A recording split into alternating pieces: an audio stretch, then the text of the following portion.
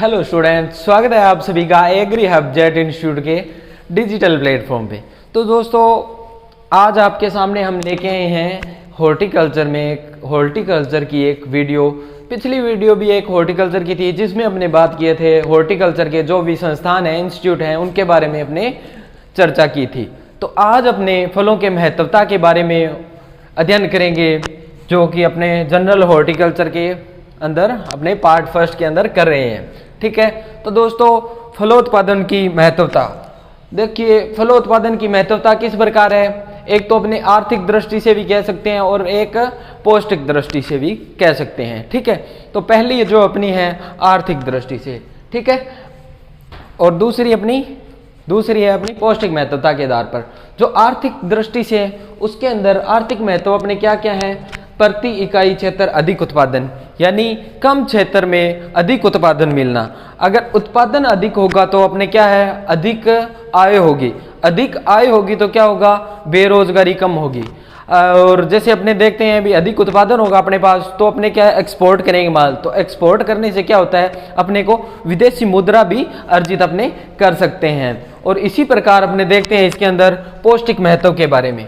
पौष्टिक महत्व में अपने क्या है? पौष्टिक महत्व के अंदर जैसे अपने फलों से अपने खनिज, विटामिन, जो भी अपने मिनरल्स लेते हैं, तो वो क्या है? अपना पौष्टिक महत्व हो गया।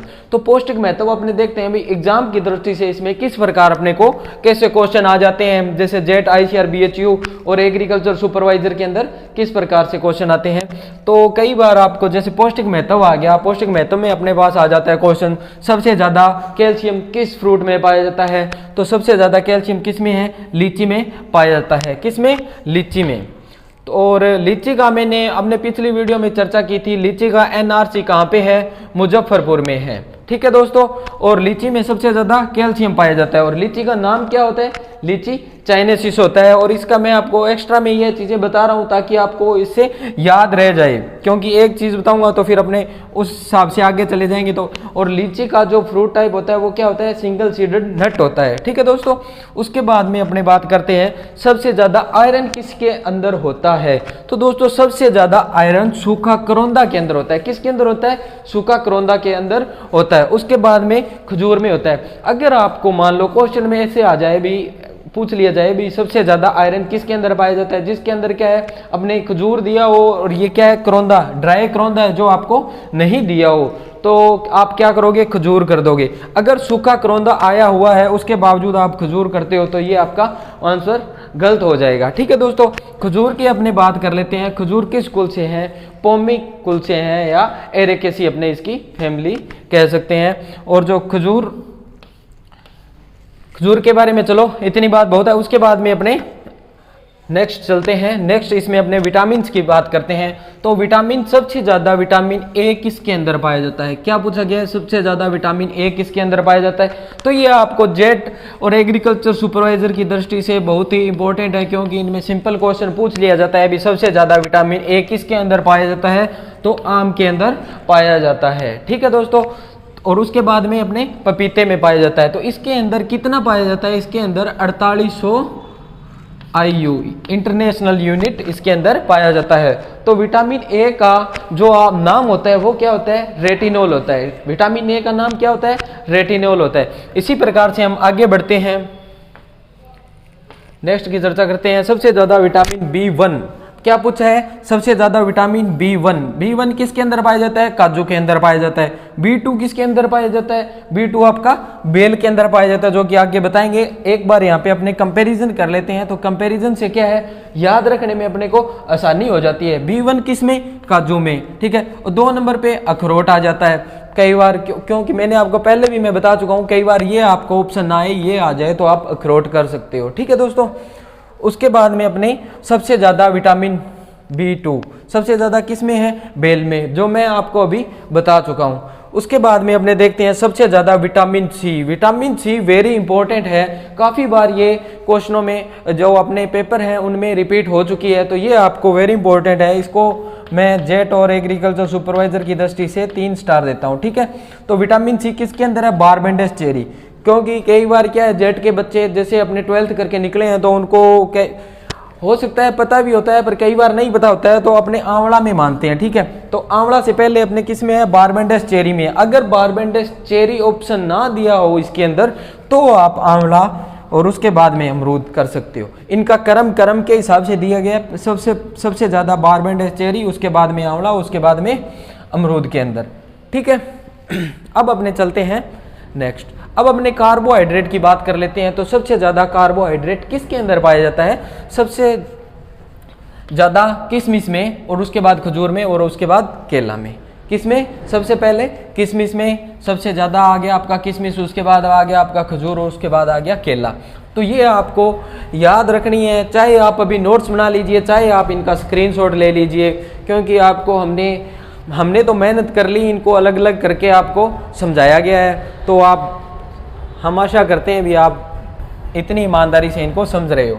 प्रोटीन की बात करते हैं। तो प्रोटीन सबसे ज़्यादा किसके अंदर पाया जाता है, प्रोटीन दोस्तों काजू के अंदर पाया जाता है। और बादाम किसके अंदर बादाम के अंदर, उसके बाद में जो 2 नंबर पर है बादाम में, और 3 नंबर पर है अखरोट में। तो सबसे ज़्यादा प्रोटीन किसके अंदर, काजू के अंदर। और इसका उल्टा हो जाएगा अब, ठीक है। वसा किसके अंदर सबसे ज़्यादा होती है, अखरोट के अंदर होती है। और बादाम है जो आपका 2 नंबर पे ही रहेगा, और उसके बाद में काजू आपका 3 नंबर पे आ गया। तो प्रोटीन और वसा, इसका आप कंपैरिजन कर लें ताकि आपको याद रखने में भी आसानी होगी। तो ये देखिए वसा किसके अंदर है सबसे ज़्यादा, अखरोट के अंदर। बादाम 2 नंबर पे है, काजू 3 नंबर पे है। अब अपने करते हैं पेक्टिन की बात। दोस्तों पेक्टिन का आपने 12वीं क्लास में भी पढ़ा होगा। अभी जेली बनाने के लिए पेक्टिन की मात्रा आपने देखी जाती है, यानी पेक्टिन जिसके अंदर सर्वोत्तम अच्छी होती है उसकी जेली अच्छी बनती है। उसी हिसाब से अपने पेक्टिन सबसे ज़्यादा किसके अंदर होती है, कटहल के अंदर होती है। कटहल सबसे बड़ा फ्रूट होता है, ठीक है दोस्तों। तो आपको सबसे बड़ा कटहल, तो इसको आपको याद रखना है। पेक्टिन भी सबसे ज़्यादा है, सबसे ज़्यादा बड़ा कटहल, ठीक है। और उसके बाद में आपका होता है अमरूद। कई बार ये आपका सिलेबस के अंदर है, ये आपका सिलेबस के अंदर नहीं है। अगर आपको कई बार ऑप्शन में आ भी जाता है कटहल, तो आपको कटहल करना होगा। पेक्टिन सबसे ज़्यादा किसके अंदर पाई जाती है, कटहल के अंदर पाई जाती है, ठीक है दोस्तों। अभी अपने बात करते हैं कार्बनिक अम्ल। तो दोस्तों अभी अपने क्या चल रहा है, पौष्टिक महत्व चल रहा है। तो कार्बनिक अम्ल इसके अंदर अपने जो देखिए पहले कौन कौन से हैं, एक तो मैलिक अम्ल है, एक साइट्रिक अम्ल है, और एक टार्टेरिक अम्ल है। तो अपने इनमें से क्वेश्चन किस प्रकार आता है भी, या तो अपने से पूछ लिया जाए या टमाटर में कौन सा अम्ल पाया जाता है, या फिर ऐसे पूछ लिया जाता है मैलिक अम्ल निम्न में से किन फ्रूट में पाया जाता है। तो इस प्रकार अभी आपको हम उदाहरण समेत बता देते हैं, उदाहरण सहित। ये मैलिक अम्ल है जो किस में पाया जाता है, सेब और गाजर में पाया जाता है। और जो साइट्रिक अम्ल है वो किस में पाया जाता है, सिट्रस ग्रुप यानी नींबू वर्गीय फल है उनमें पाया जाता है। और अमरूद और टमाटर, इन तीनों में क्या पाया जाता है, साइट्रिक अम्ल पाया जाता है। उसके बाद में अपने बात करते हैं टार्टेरिक अम्ल की। इसमें इमली, लीची और अंगूर, इन तीनों में क्या पाया जाता है, टार्टेरिक अम्ल पाया जाता है। तो ये आपका वेरी इंपॉर्टेंट है, चाहे आप इसका स्क्रीनशॉट ले लीजिए, क्योंकि इतने से कंटेंट में आपके बहुत ज़्यादा मैटर नहीं पढ़ना पड़ेगा आपको। एक ही जगह पे यहाँ पे दिया हुआ है भी, मैलिक अम्ल, साइट्रिक अम्ल और टार्टेरिक अम्ल के बारे में आपको बताया गया है कौन कौन से फ्रूट में ये पाया जाता है। तो इनका आप स्क्रीनशॉट ले सकते हो, या हमारी ये रिकॉर्डेड वीडियो है इसको आप दोबारा भी देख सकते हो अगर आपको बाद में आवश्यकता पड़ी तो, ठीक है। उसके बाद में अपने नेक्स्ट बात करते हैं जो ICMR होता है, ठीक है। इसके अनुसार प्रतिदिन प्रति व्यक्ति को कितने फ्रूट्स या दाल, जो भी दूध, कितनी आवश्यकता होती है, तो उसके बारे में हम बात करते हैं।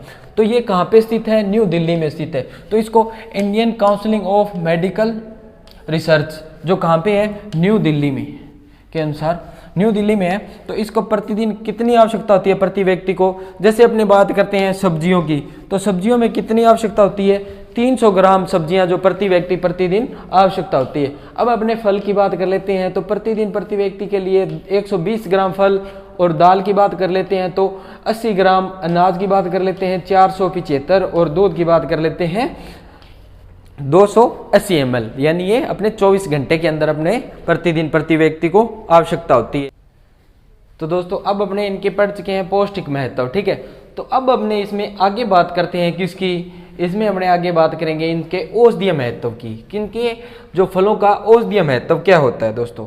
फलों में क्या है, विटामिन पाया जाता है। क्या दोस्तों, विटामिन पाया जाता है। तो सबसे पहले आपको मैं ये कंटेंट क्लियर कर देता हूँ कि इसमें क्या है, एक तो होते हैं जल विलीय और एक होते हैं वसा विलीय। ठीक है दोस्तों, तो वसा विलीय कौन सी है? वसा विलीय आपको मैं एक ट्रिक बता देता हूँ, जैसे अपने देखते हैं KEDA।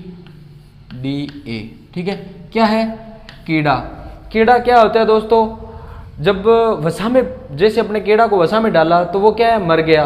मर गया तो क्या हो गया इसका? अपने इससे अपने याद रख सकते हैं वसा। कीड़ा किसमें? वसा में गया, वसा में जाने से वो मर गया। ठीक है, तो ये क्या हो गए? वसा विलय हो गए। और जो बच गए कौन से? BNC। ठीक है, वो क्या है? ये है जल विलय। ठीक है दोस्तों, तो ये तो हो गई बात क्लियर, कौन से है जल विलय और कौन से है अपने वसा विलय। Vitamin K, vitamin E, vitamin D, vitamin A, ये कौन सी है? वसा विलय। विटामिन B और C कौन सी है? जल विलय। ठीक है, ये तो मैं आशा करता हूँ भी आपको क्लियर हो गया होगा। और उसके बाद में अपने इसमें औषधीय महत्व क्या होता है दोस्तों? औषधीय महत्व इसमें विटामिन। सर्वप्रथम दोस्तों विटामिन शब्द किसने दिया था? विटामिन शब्द आपका फंक ने दिया था। किसने? फंक ने। किसने? फंक ने दिया। ठीक है, तो फंक ने कब दिया? 1910 में ये विटामिन शब्द दिया। तो अब अपने इनके विटामिन है जो उनके बारे में जो हमने इसके बारे में जानकारी दी गई है, ये आपको कहीं पे भी मिल जाएगी, पर हम आपको इसको बता देते हैं। Vitamin A। ठीक है दोस्तों, विटामिन A का सामान्य नाम क्या है? रेटिनोल है।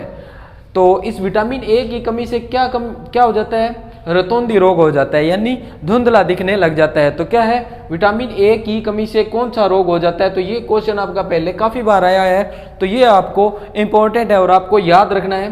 विटामिन A की कमी से रतौंधी रोग हो जाता है और इसका सामान्य नाम क्या है? रेटिनोल है। और इसकी अपने जैसे कमी पूर्ति या इसका स्रोत बोल सकते हैं। स्रोत क्या है? आम और पपीता। फलों में विटामिन A की कमी किससे पूरी कर सकते हैं? आम और पपीता से। मैंने आपको बताया था आम में कितनी पाई जाती है? 4800 IU इसके अंदर पाई जाती है। और अब अपने बात करते हैं B1। B1 का सामान्य नाम क्या है दोस्तों? विटामिन B1 का सामान्य नाम है थायमिन। और इससे क्या है? बेरी रोग हो जाता है। और जिसका स्रोत क्या है दोस्तों? स्रोत है काजू। क्या? काजू है इसका स्रोत।